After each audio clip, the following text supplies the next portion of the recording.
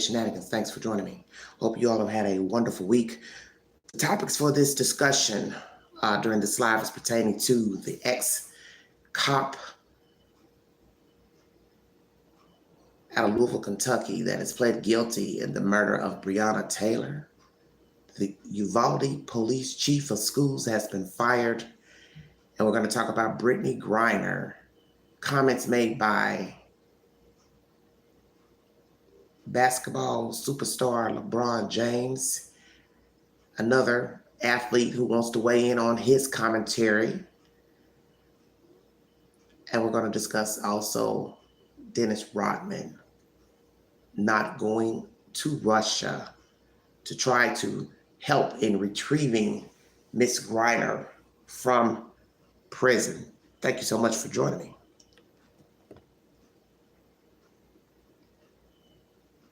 And I'm also going to bring you a brief update pertaining to Derek Chauvin.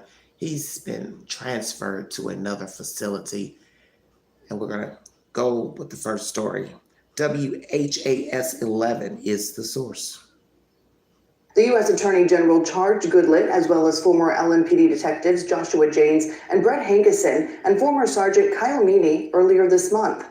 The federal charges accuse officers of falsifying information on the search warrant used to enter Breonna Taylor's home and violating her Fourth Amendment rights, resulting in her death.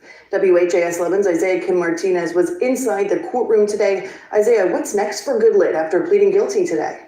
Well, Shay, we wait on Goodlet's sentencing date, which for right now is set for November 22nd. A probation officer will take her offense level and criminal history into consideration to nail down a sentencing guideline range. Of course, the judge will make the ultimate call. Here's a key detail for the community to keep in mind here. Goodlet's sentencing date comes after the current trial dates for the three officers charged, which are all set for mid-October. We talked with U of L constitutional law professor Sam Markison, who tells me it's safe to say this means part of Goodlet's plea agreement is to testify in their trials. He says since Goodlet is saying she did in fact work on a cover-up with James in a garage years ago, that his attorneys would now have to prove her facts to be wrong in front of a jury. We also saw Tamika Palmer in the courtroom today watching every development closely. Now, the judge reiterated Goodlet will not be in jail custody at all during this pre-sentence period because she says Goodlet does not pose a danger to the community. We'll hear more of Markison's analysis coming up here at 5 o'clock.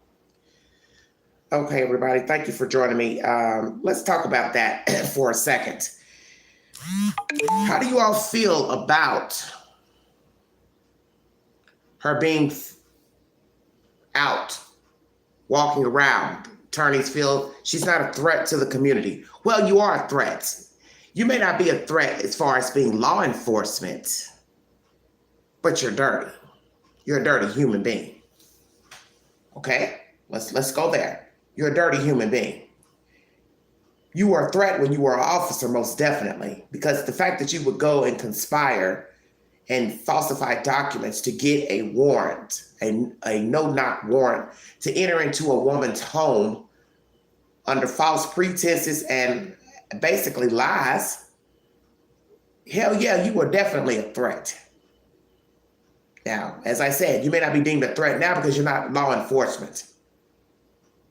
I'd like to know who is the whistleblower. How did this all come to be, that this information got out, that they falsified this information? You hear in this commentary that they were in a garage of one of the cops plotting this debacle, which led to the death of a woman. It could have led to the deaths of other people because she did have a boyfriend in her apartment who had a firearm license to carry. And he used that firearm during this, what I would say, a break-in, because the fact that we now know that it was all lies, you broke into her apartment and you killed her. And you shot through other people's apartments. We also get information from other sources that the officers who executed the warrant, they didn't have any knowledge of the falsifying of the documents. So whoever made the fatal blow to Breonna Taylor, they didn't know that they didn't have any business there. They're assuming the warrant was valid. The information on the warrant was valid. You see, now we're going to start to question any type of investigation that leads to a warrant to go into someone's house, home, or business. Is the information accurate? You also hear in this commentary that this was conspired years ago in a garage. I brought you commentary about this case a while ago pertaining to the investigation of the boyfriend, watching him, following him around, packages allegedly coming to her house. Well, I now have information that the Postal Service says there were no packages coming to her house. The police led us to believe that a package came to her house with a hoodie inside. He retrieved the hoodie from her house. Maybe so. But as far as packages of drugs, let's say, no. I brought you commentary from another source that the ex-boyfriend is currently incarcerated and that he felt money is missing that he gave to her. Now, is this true? I don't know. But I always thought that being suspicious only because most guys are not going to give a woman a lump sum of money to hide for him or store for him while she has another man staying in her house. And you know he knew she had a boyfriend. Come on now. People talk. People talk. And I'm sure Louisville is not that big. People talk. The streets always talk. So did they take money from her house? Did she have money stored there that belonged to either her or the ex-boyfriend? Were there actually drugs stored there and they took the drugs and the money? Was this a attempt to take drugs and money? Because what? Because you don't even know what to believe at this point, because now we're hearing that documents were falsified. So one could say, well, it couldn't have been drugs and money there because we now hear that they lied and made it up. So what were you trying to get out of her house then? See, this doesn't make any sense. The ex-boyfriend didn't even live there. She had another man there when all this went down. So why did you all falsify these records? Indictment to go in her house. I don't understand. You assume he had dope in her house. You assume he had money in her house. Well, maybe at one time he did. I'm not to say either way, because at this point, it doesn't even matter what the hell she had in her house. She's dead. And you didn't retrieve dope or money out of her house that night.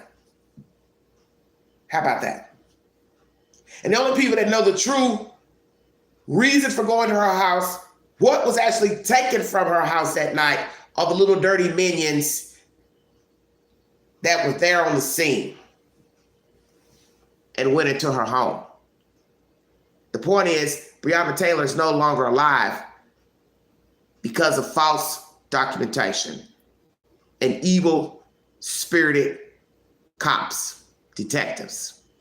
And it's a shame because we've heard of many people having warrants executed to their home and they had the damn wrong address. And you've heard of this story recently of a black woman in Chicago being naked in her house with a bunch of men standing around looking at her naked and they had the wrong damn house.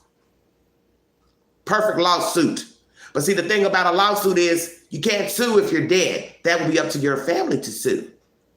They go in there, knock you down, beat you to sleep, shoot you, and oops, sorry, wrong address. Kind of late for that. Say, I'm sorry. We got it wrong. There's something evil going on in Louisville, Kentucky. You'll hear all this crazy nonsense with that Hankerson dude who got found not guilty. But we now know he's guilty. And we know you can't try a person for the same crime twice. It's called double jeopardy.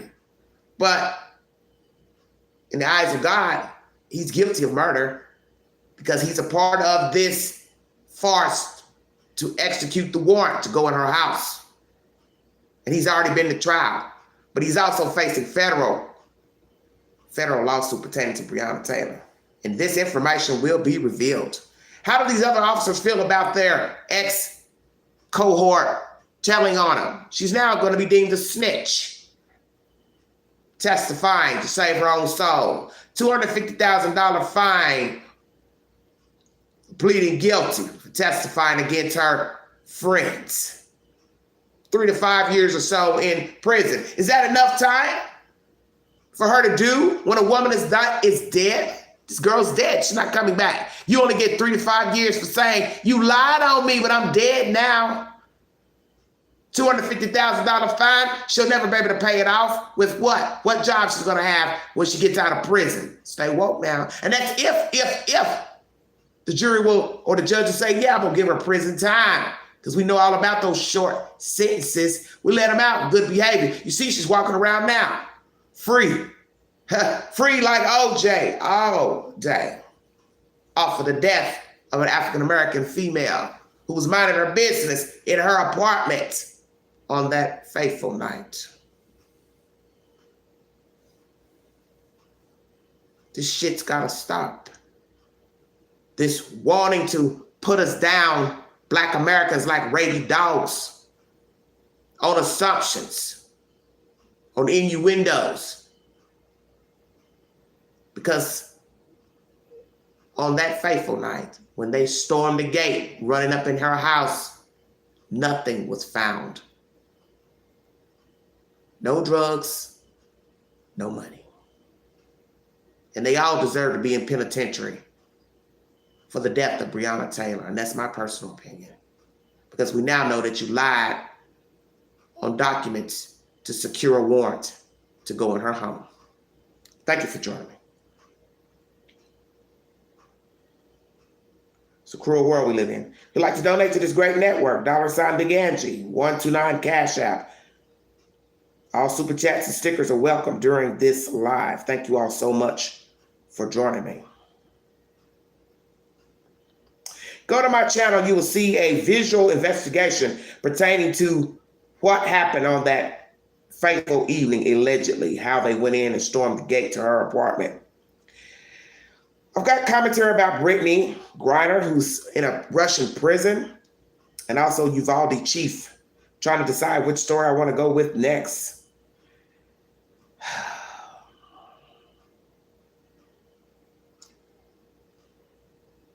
Let's go to Good Morning America pertaining to Dennis Rodman getting involved in this Brittney Griner case. Thank you for joining me. Hello, everybody in the chat. Thank you for my 9 thumbs up. Amen.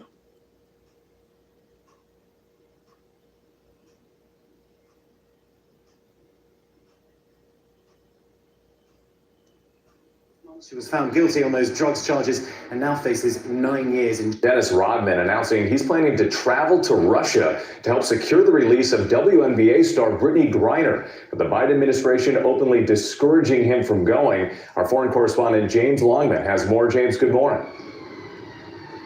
Yeah, good morning. Dennis Rodman says he's been given permission to go to Russia to help try to secure the release of basketball star Brittney Griner. Now, it's not clear who's given him this permission. It's certainly not the White House. They are actively discouraging this trip. In a statement, a senior administration official has told ABC News that it is public information that the administration has made a significant offer to the Russians, and anything other than negotiation further through the established channel is likely to complicate and hinder release efforts. Now, the State Department has a warning on Russia not to go there. It is at level 4. Dennis Rodman does have form on this, though, with this kind of private diplomacy. He's been to North Korea before to speak with Kim Jong-un, and he says he knows Vladimir Putin. He's been to Russia and he knows the Russian leader. Brittney Griner, though, she's been in jail for 6 months. She was found guilty on those drugs charges and now faces 9 years in jail. That is the sentence. But James, where do things stand now on the efforts to bring her home? Well, the United States has offered to exchange a convicted arms dealer, Victor Bout. He is in U.S. custody for both Griner and former Marine Paul Whelan. But that offer was rejected, so we are at a bit of a stalemate right now. Okay, James, thank you. Well, hey there, GMA fans. Robin Roberts. All right, everybody. Good Morning America is the source. How do you feel about Mr. Rodman going over there? I do believe that is not going to be taking place due to the fact that this is a serious situation. Will there be an even swap for this arms dealer versus Miss Griner?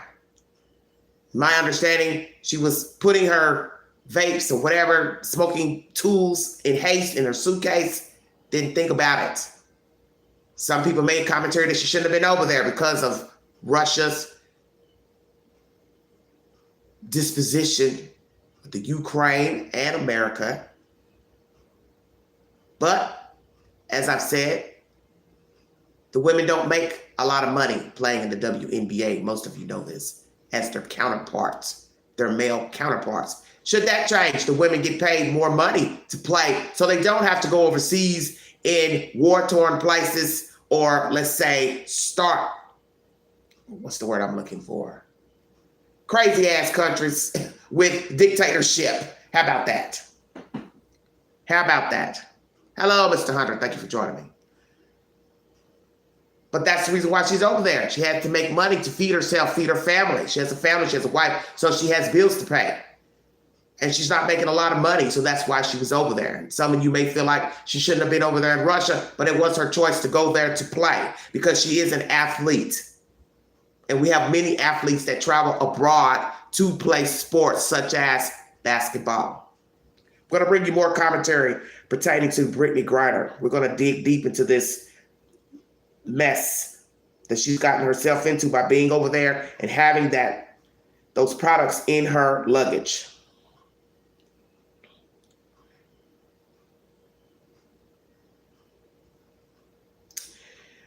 LeBron James had made some comments pertaining to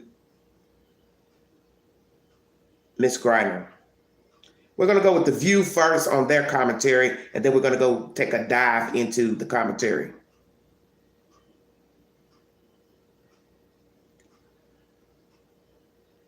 LeBron James clarifies Brittney Griner comments. Thank you for joining me. Headlines until she's home. And LeBron James is taking a little bit of heat for questioning whether she'd even want to come back to America and wondering if she feels like this country isn't doing enough to help. Is he helping things here or?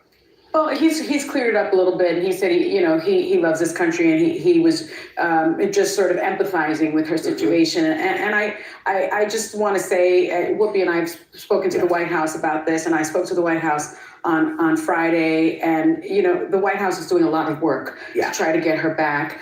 And I know that they're on it. I feel confident that they are working towards getting her and other captives back, but that she is being used as a political prisoner, in my view, and she's being leveraged, trying to be leveraged. And what's sad about it is that, she's played in Russia for a long time. And so the Russian government is also depriving the Russian people of her brilliance because she is a superstar, and it is shameful that they've done this. And part of the reason why it's done quietly, this kind of diplomatic maneuvering, is precisely because she's being used as a pawn in getting foreign policy analysts' minds.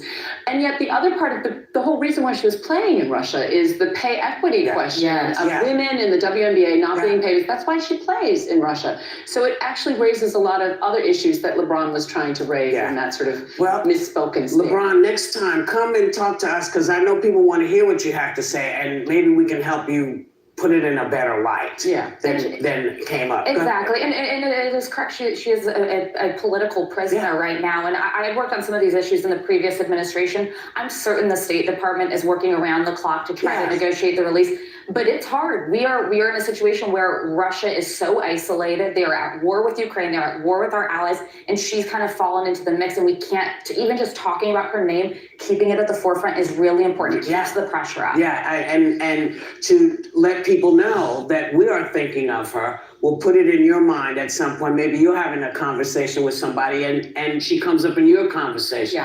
As long as we're all trying to do the right thing and the same thing, which is to get her home, we'll be all right. We'll be right back. All right, that's The View. That's the ladies from The View. So how do you all feel about the commentary here in this segment? Is she being used as a pawn? We're mad at America. You're getting in our business. You are fraternizing with our allies, blah, blah, blah. We've got this lady here. Yeah, we know she's been in our country playing for many years, but we don't care about that. We want her. We're going to keep her. 9 years is a long time. She will be of no value or use to play anywhere 9 years from now. I think most of us know that. Spirit would be broken, possibly physically broken, 9 years. And my thing is, if they wanted to barter with the U.S. for whatever reason, switching of prisoners, they could have done that already. They've rendered a sentence that she's now going to do 9 years. I feel like Russia had enough time to drop the charges against her or just fine her. They could have fined her. Okay? Or fined her and said she's not allowed to come back in the country to play or enter the country to visit, however. But they chose not to do that. I'm going to bring you more commentary pertaining to Brittney Griner. Thank you for joining me.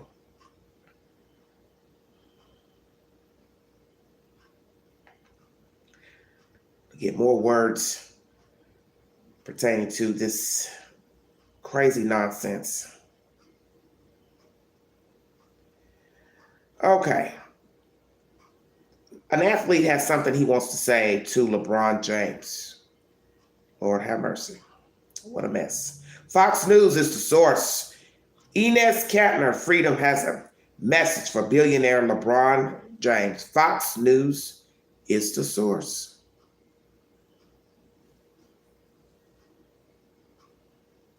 This is how mess gets started with the back and forth. Once people start speaking out and other people start returning commentary, it becomes a boxing match of words. 10 years in a Russian jail. Well, LeBron James, who never met a moment to bash the country that made him a billionaire he didn't like, offered this trenchant analysis. Brittney Griner, she is in Russia. She's been there over 110 days. Now, how can she feel like America has her back? I would be feeling like, do I even want to go back to America? Unreal. Joining me now is Enes Kanter Freedom, former center for the Boston Celtics and human rights activist. Enes, you're here tonight because you have a message for billionaire LeBron James. What is it? Well, he's an unappreciative billionaire. You know, when I see people taking their freedom for granted, it breaks my heart. I wish I can just, buy a plane ticket and take him to some of the countries out there in the world, and he will definitely appreciate it more. But when I hear his comments, I was just not shocked. I was like, well, he's been hating on this country for a long time. But the important thing is we should keep people. It just kills my heart when I see comments like this, because the thing is there are other side of the people of the world that suffering so much, are going through so many tough times, and I wish that I can show them what people are going through there. Enes, he knows, though. I mean, the man has been to China to play basketball. He's famously got upset when anyone would criticize China or jeopardize the NBA relationship with the Communist Party of China. So he knows full well the way other people live, and he doesn't care. So you're being very charitable here tonight, but LeBron did try to clean it up. Let me just tell you what he tweeted.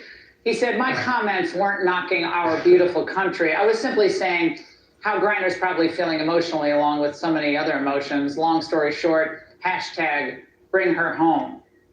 Enes, do you buy that?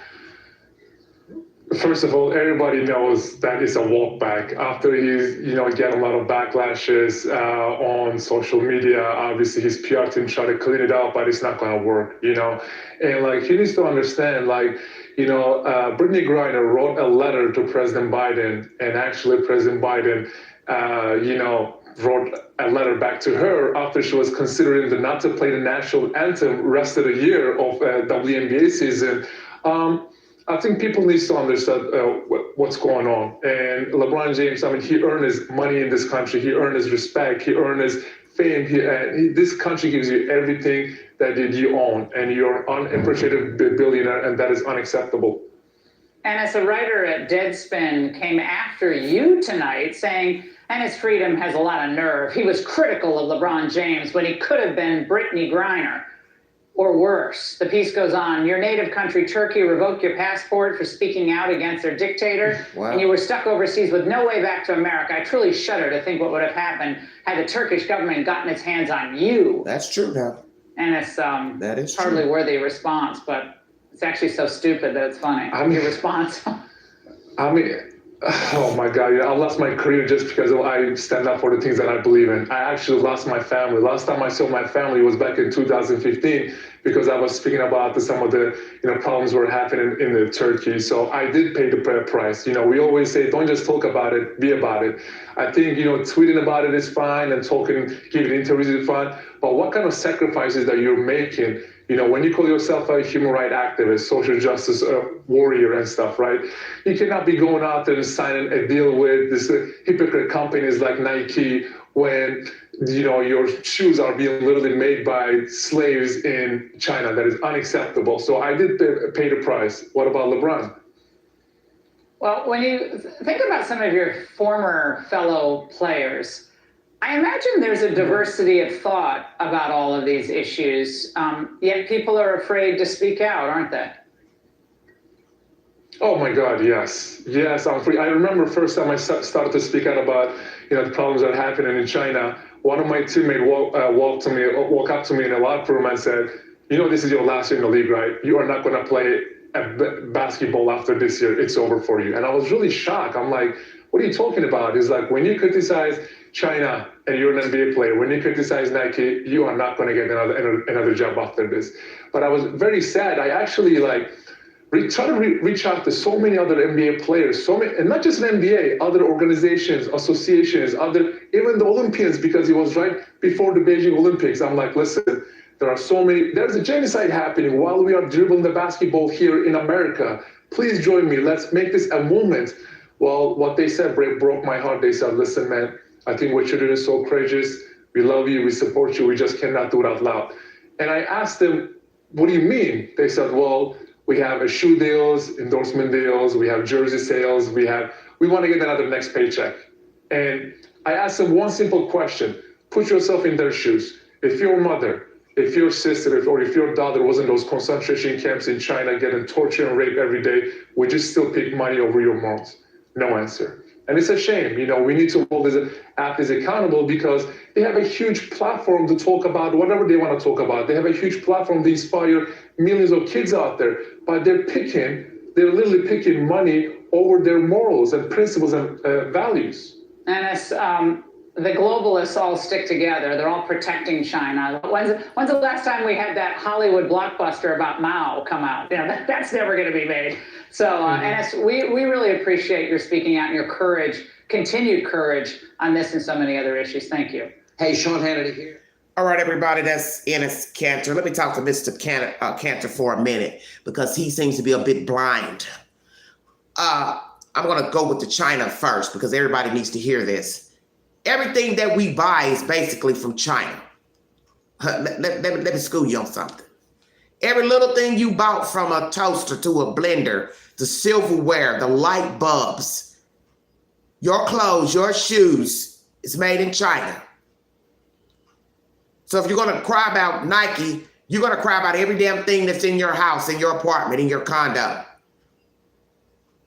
Everything you're purchasing from every store in America, damn near, the items are made there, shipped over here and around the world. So crying about China and Nike is a waste of time because everything's made over there. I've posed this questions to many people about designer plates and things. When you go to the Dollar Tree, it'll say made in China on the back of a plate. How do you know that plate didn't come off an assembly line of another plate that got shipped to Pottery Barn or some fancy shop in the mall that caters to utensils? Do you all see where I'm going? You don't know because you're not over there. We know that young children were making clothes by famous brands such as Donna Karan and I believe Kathy Lee Gifford, just other different people names they didn't know. I think Liz Claiborne or somebody. They didn't know that their clothes were being made by small children. Some could say, well, you should find out. You're dealing with these manufacturers. You need to know where your clothes are coming from. Who's working on the line to make your clothes, your shoes, your whatever it is that you're trying to brand. But let's be realistic. You have to really be over there to see who's working in the factory to make the items that you're putting your name on. So when you criticize one company for trading with China and having knowledge that children are making the products, slaves, however you want to word them, it's a joke. Because everything we purchase here in America is damn near 98% out of China. Everything you're seeing in my background, 9 times out of 10 came from China. The vase, the flowers, the pictures on the wall, the decor in the vase, stay woke. The table that this device is sitting on. It's made in China. Better wake up.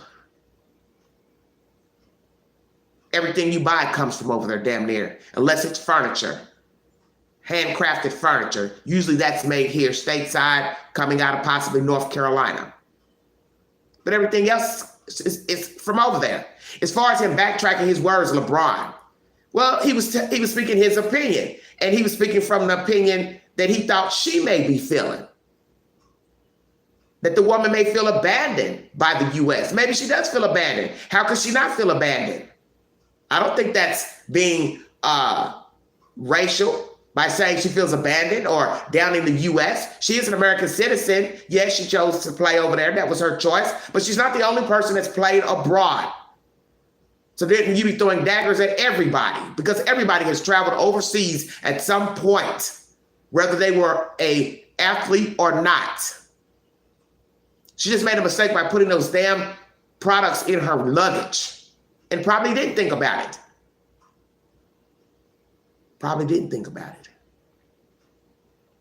Now, the fact that she's had correspondence with Mr. Biden about playing the national anthem, you can agree to disagree on that subject matter. Some will feel, well, that's anti-American.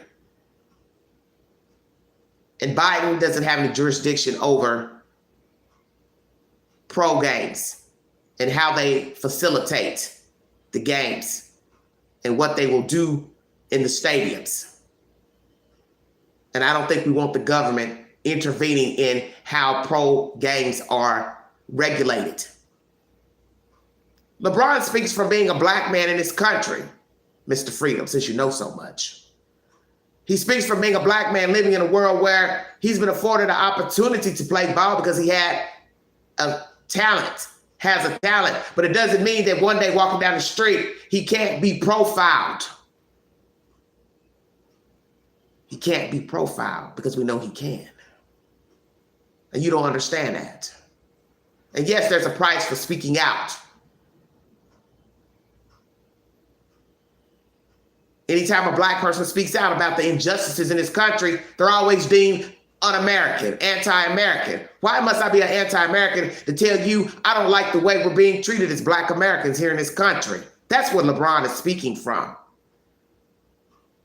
Being here, we're ostracized, we're profiled, accused of this and that, mistaken identities. You don't know that because you're not black. And unfortunately, this woman's overseas as a black woman and gotten herself caught up in a country that's at war with another country, not favoring the U.S. Hell yeah, she's used as a pawn. Why not? But until you've lived as an African American in this country, you can't speak on how I or they or us should feel because you're not in our shoes. And I believe that's where he was speaking from. The injustices in this country, being an African American person.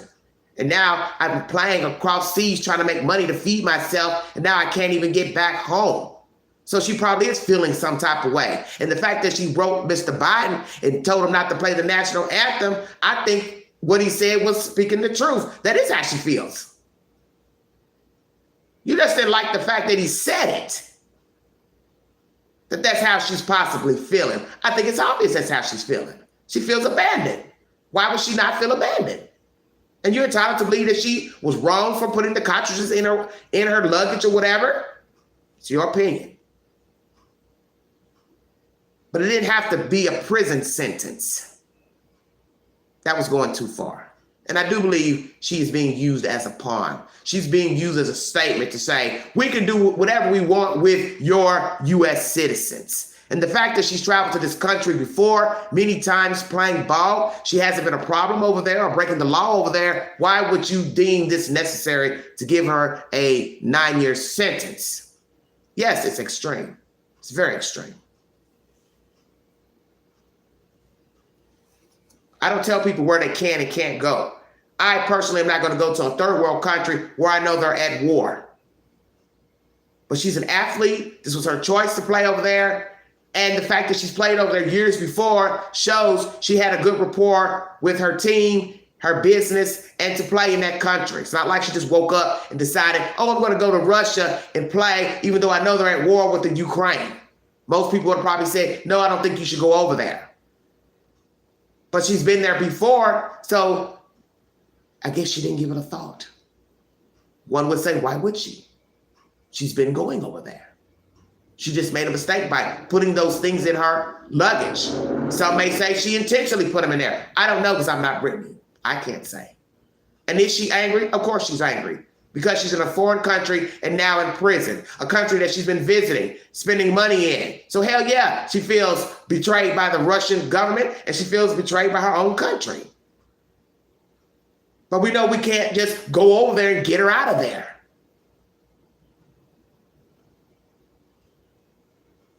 We barely could help the Ukraine. They're angry with us 2 months ago that we didn't do enough. But the point is, you have other countries that should help you, help fight Russia. And people have become too dependent on America as being the great savior. We can't save everybody. It's highly impossible. And this is why so many people in countries don't favor us, because they feel like we are meddlers. But what they don't seem to understand too is that other countries look to us to help. And we kindly oblige them. And then we're hated as being a meddler. But I do believe this sentence is harsh. And they should let her go. And just tell her she can't come back. Worst case scenario. Thank you for joining me. My next subject matter is pertaining to Uvalde chief.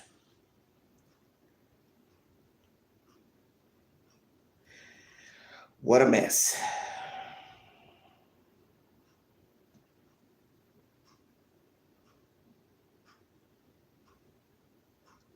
USA Today is the source. Thank you all so much for joining me.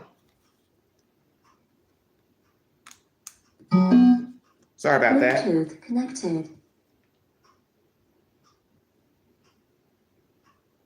It times itself off after so long. Thank you all so much for tuning in. P. Arredondo fired months after Uvalde shooting. USA Today is the source. Mr. Board President, I move that good cause exists to terminate the non-certified contract of P. Arredondo effective immediately. I further move that good cause exists to ratify the unpaid leave status of Mr. Arredondo starting July 19th, 2022. Finally, I move to authorize the superintendent to issue written notice to Mr. Arredondo of this board action, including filing any needed reports required by the termination. Second. Got a motion by Ms. Laura Perez, second by Mr. Javier Flores. Any further discussion? Hearing none, all in favor? Motion passes unanimously. All right, that's the motion. Let's get more in-depth detail pertaining to this chief of police of schools who is no longer working. MSNBC is the source. Thank you for joining me. What about these families? If it was one of your children, heads would be rolling right now. But because it's not, you don't care. If it was one of your children, heads would be rolling right now. That was Daniel Myers speaking to a meeting of the Uvalde School Board tonight, where the question before the school board was whether to continue the employment contract of the school district's police chief, Pete Arredondo, who allowed over an hour to pass in Robb Elementary School in Uvalde before police opened the door of a classroom and killed a mass murderer who had killed 19 children and 2 teachers. I have messages for Pete Arredondo and all the law enforcement that were there that day. Turn in your badge and step down. You don't deserve to wear one. Chief Arredondo and his lawyers did not show up at the meeting tonight to present a public defense of the chief, but Arredondo's lawyers did submit a written statement to the school board in which they complained of inadequate due process as required, they say, by Texas law. And they said, quote, Chief Arredondo did the right thing. The chief did everything he knew how to save the children and school employees on May 24th. The technical legal argument Arredondo's lawyers made in the written statement was clearly presented, but the rest of the statement was very badly written and at times directly insulted people who lost family members in the mass murder. The statement actually says, so naturally, those affected lash out and seek more retribution by identifying a new target to focus their grief on with the belief that it will help them stop hurting. Unfortunately, it won't. And so there are Pete Arredondo and his lawyers going inside the minds of the grieving families and claiming that those families are angry at Pete Arredondo and are expressing their anger at Pete Arredondo just to ease their own pain, not because of anything Pete Arredondo did or didn't do. Brett Cross, who lost his nephew in the mass murder, asked the school board to not do their business this time in a closed session. Do not take this into closed session. We deserve to hear it. Our babies are dead, our teachers are dead, our parents are dead. The least y'all can do is show us the respect to do this in the public. And after that, the school board went into closed session.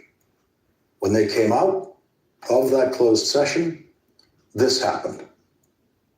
Mr. Board President, I move that good cause exists to terminate the non-certified contract of Pete Arredondo effective immediately. I further move that good cause exists to ratify the unpaid leave status of Mr. Arredondo starting July 19th, 2022.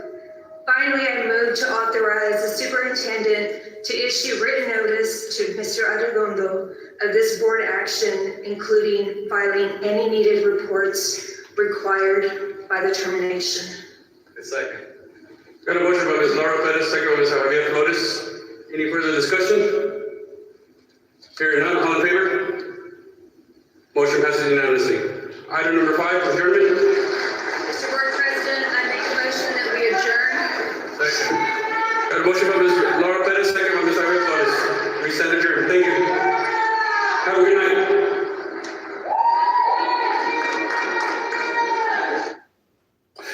And joining us now from Uvalde is NBC News correspondent Priscilla Thompson, who was at that meeting tonight. Priscilla, what was it like when the suspense was finally broken and they took that vote to fire Pete Arredondo?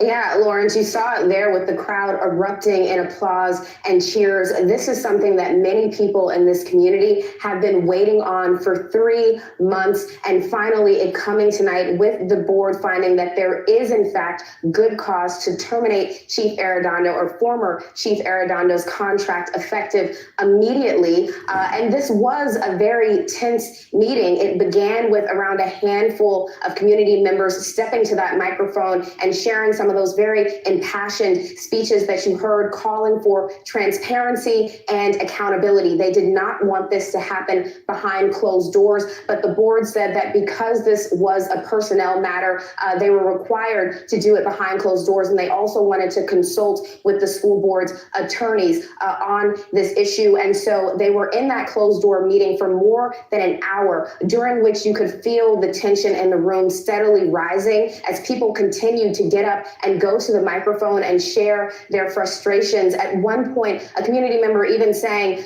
just come out and tell us what the decision is already. Stop wasting our time. And so this was by no means a done deal. Many of the families here have felt like there have been hiccups and misinformation every step of the way. Nothing about this process has been easy, and they expected that they were in for a fight tonight.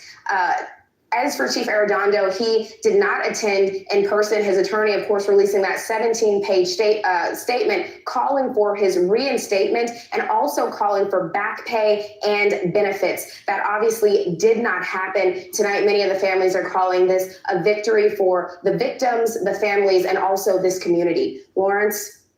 NBC's Priscilla Thompson, thank you very much for that reporting from Uvalde. All right, everybody. MSNBC is the source. I'm going to cut that off. Thank you all so much for joining me, and thank you for your time. Naturally, these people are angry. The community, the parents, relatives of the deceased children, teachers. And you want something done immediately. But the commentary by the lawyers representing Arredondo is crass. We know that they're not going to stop grieving. We know that firing him is not going to bring their children back. So that's an ignorant statement to make. They need somebody to lash out at. They need a target. No, he was there on the scene. You've released video footage showing him on the scene, navigating in that hallway with other officers, wrangling with keys in the door, handing the keys to another officer, and poof, voila, the damn door opens. Over an hour trying to get keys to the door. You don't make any sense. I don't even believe the school board members even care, because you all are all for preserving people that work for the damn school system. You don't care what they've done, been accused of. Some of you just want to ride the ride, keep them on, let them keep getting a pay. He doesn't deserve to get nothing. It's over with. You fired him. The community is elated he's fired. And he's not entitled to any benefits, nothing, because you don't get anything when you're fired. No benefits, no accolades, no nothing. He fudged commentary on a resume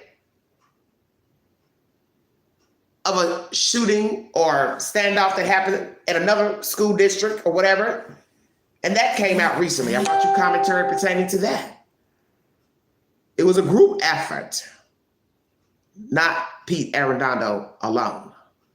So he's good at fudging things. But unfortunately for 19 students and 2 teachers, they didn't get to go home on that fateful day in Texas. Because somebody, Pete Arredondo, decided he was too scared to implement leadership to help get those people out of that room or to safety to the hospital. Damn near, 400 people on the property. All law officials to some capacity. And you had all these dead people in a room. Some people shot after 30 minutes goes by. And once again, I asked the question, were there windows to the classroom? Why are you asking for a sharpshooter and you're there over an hour? And when we see the video, we see heavy artillery and shields worn by officers. But yet, no one wanted to enter that classroom. That's what happened on that day. You all were afraid to go in. And Arredondo, you were afraid to take leadership. You basically just said, well, I just showed up, but I was not in command. What did you say? I think you were a responder. I'm a responder, but I wasn't in leadership. But yet you're the chief of police of the damn school. Let me get that right. You were chief of police of the school system. But yet you were just a responder. So basically you're just saying what? You just showed up to get mail and check on out.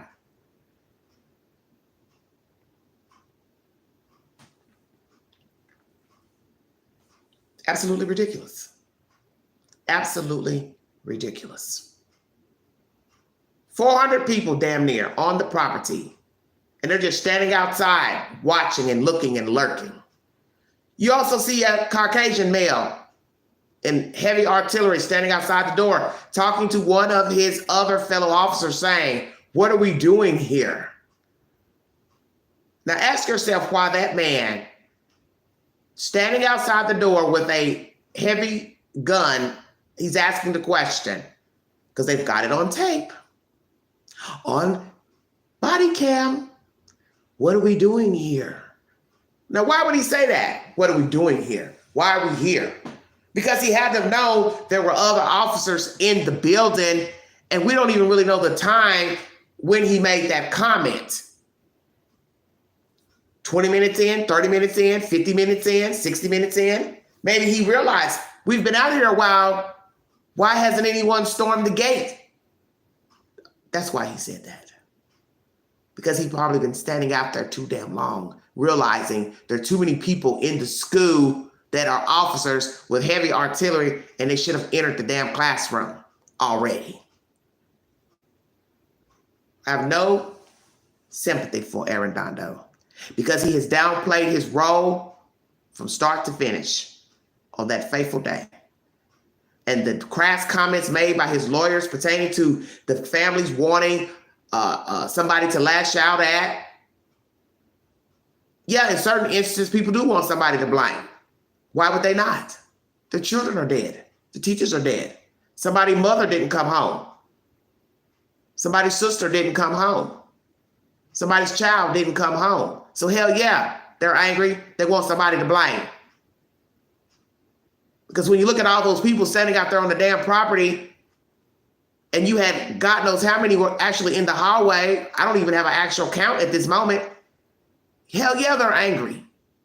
Somebody had to bury their damn baby. And just like what these people were saying in this board meeting in the audience, if it was Arredondo's family, children, heads would roll. He's right. You all be raising a stink if it was him. One of his children, wife, son, brother, died in that school, held up in that school, and nobody entered in to get to safety, to get those people out of there. He would raise holy hell with the city of Uvalde. I think we know that, and I believe it because he's an officer. And people tend to hold officers to a high regard. And if their family is held hostage or wounded or killed, everybody's boo-hooing and crying and falling out. Want somebody to stand account for what happened. But when the tables are turned and it's just regular civilians, little bitty babies, oh, well now. He did the best that he could. He didn't do his best. He did not do his best. 1 hour plus of children fearing for their lives alongside their teachers, children blown up into pieces, children looking at dead bodies, teachers looking at dead bodies, children playing dead in there for 1 hour plus.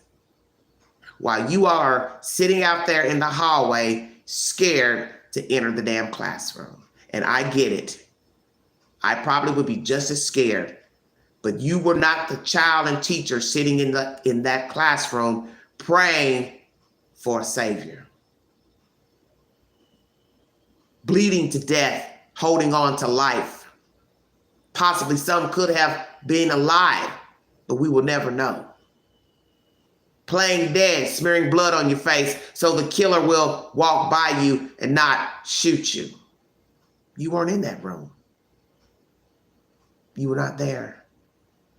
You were on the other side of the door.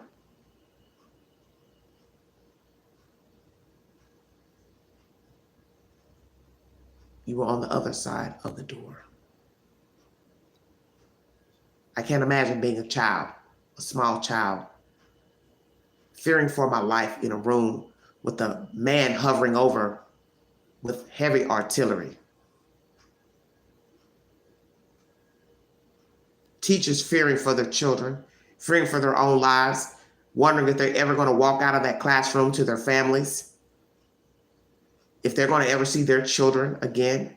You see, the teacher that died, she had children, she had a husband.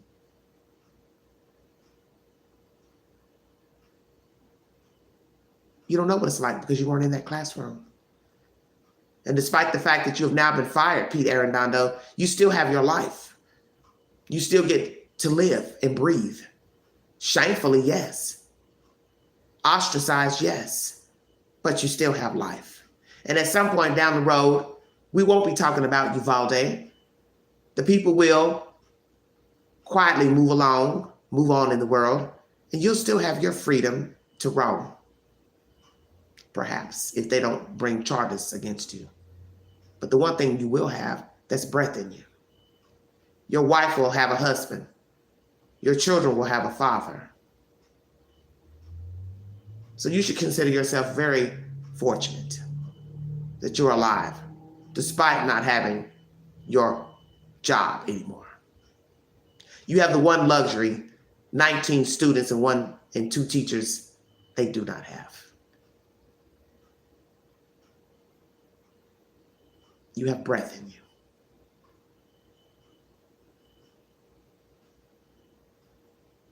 Naturally, you have to investigate, and that's why it took 3 months, because you want everything thoroughly done. And they finally, the school board made a decision to fire Pete Arredondo. And they made the right decision. I want to thank you all so much for joining me. Like, share, subscribe. If you'd like to donate to this great network, $ Big Angie, 129 Cash App. All chats and stickers are welcome during my live. I will be back later on with more commentary. I'm going to try to bring you a true crime story pertaining to Mr. Robert Fisher. He is deemed still alive in some eyes, a man who brutally killed his family. And we're going to chop up if indeed this man is still alive. Thank you. Thank you, Ashley. Thank you so much, sweetheart. We're going to chop up if we think he's alive or if he's dead, if he killed himself after burning his family up and mutilating his family. We're going to chop that up later on. I want to thank you all for following me, following the dream. God bless all of you. Please stay safe. Have a happy weekend if I don't be in touch with some of you. This is Everyday Shenanigans.